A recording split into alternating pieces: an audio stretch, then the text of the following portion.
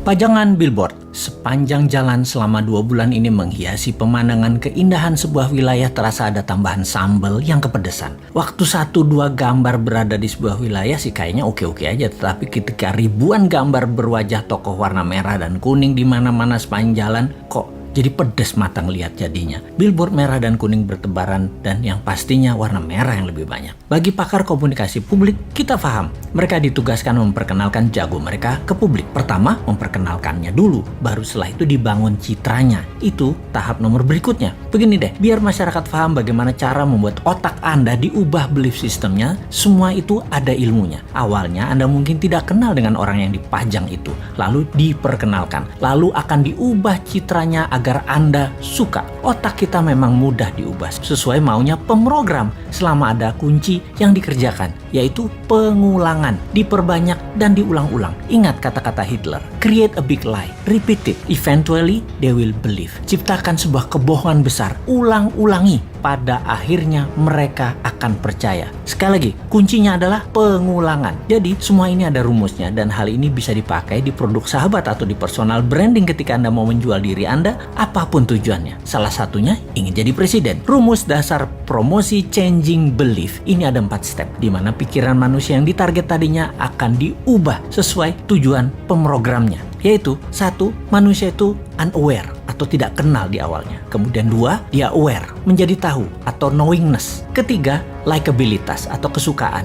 Keempat, trust atau percaya. Catatan penting, trust adalah kunci pemilih akan mencoblos dan inilah hasil akhir yang ditarget. Kembali ke cara jualan, billboard bisa sekali membuat level 1 ke level 2 dan itu mudah, no issue. Seninya adalah dari nomor 2 ke nomor 3. Membuat orang tahu tadi menjadi suka. Ini nggak gampang karena perlu pengulangan. Suka itu masalah image, citra diri, dan di sini tim kampanye akan membuat sebuah program berikutnya. Setelah suka, bukan berarti langsung dipilih, namun ketika trust didapat atau kepercayaan didapat, barulah orang memilihnya. Sekali lagi, inilah yang jadi hasil akhir di mana otak Anda yang ditarget itu harus percaya. Dapat kita lihat sekarang, semua yang memajang dirinya agar menjadi terkenal atau knowingness-nya tinggi, bisakah dibarengi dengan tingginya nilai kesukaan? Bagaimana caranya? Kita lihat cara kerja tim kampanye yang akan memframing masyarakat. Rasanya sulit kalau hanya pakai narasi, harus pakai karya. Kalau prestasi dengan award atau penghargaan itu sudah kuno, dapat gelar ini itu juga itu cara lama. Sulit menaikkan kesukaan dengan cara-cara seperti itu sekarang. Anak generasi IG dan generasi TikTok nggak bisa dengan cara itu. Beda mereka itu. Tapi bener deh, saya menduga dulu alias beberapa tahun yang lalu bahwa di tahun 2024 nanti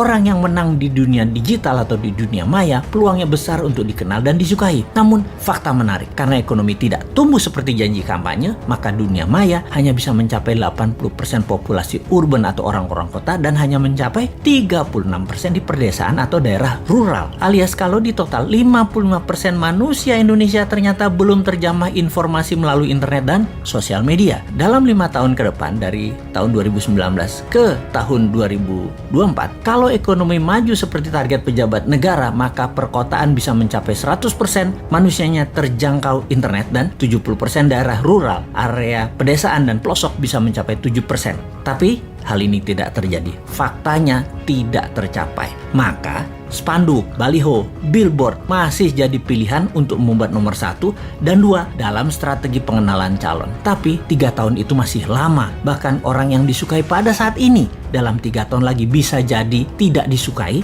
dan bisa saja ada orang baru yang muncul langsung lebih disukai banyak orang. Sahabat semua, di sini kita mengingatkan, bersiaplah dengan pengulangan citra positif para petarung di 2024 yang memang sedang mencari popularisme. Semoga Anda tetap dalam keadaan sadar bernegara yang berdaulat, tidak seperti pemimpin 20 tahun terakhir ini arah bernegaranya yang miring ke sana, miring ke sini. Walau pengulangan tadi masif, terprogram, terstruktur, selama Anda dibekali akal sehat, ya tetap bisa memilih yang akan membuat Indonesia tahun 2045 menjadi negara superpower, bukan jadi negara budak seperti selama ini. Kita tetap menantang mereka yang akan manggung dengan konsep bernegaranya seperti bagaimana prioritas luar negerinya, bagaimana UKM-nya, bagaimana kesehatan masyarakatnya, bagaimana punyakah kekuatan penggentarnya, tegas dengan orang korupsi sampai hukum mati juga bandar narkoba, dan bagaimana agar pemerataan pendapatan masyarakat dengan oligarki diberangus. Ada nyali nggak untuk mengerjakan semua itu? Masa hanya ada satu orang bosman aja yang tersedia, yaitu Putinnya Indonesia, yang kayaknya sih lengkap konsepnya.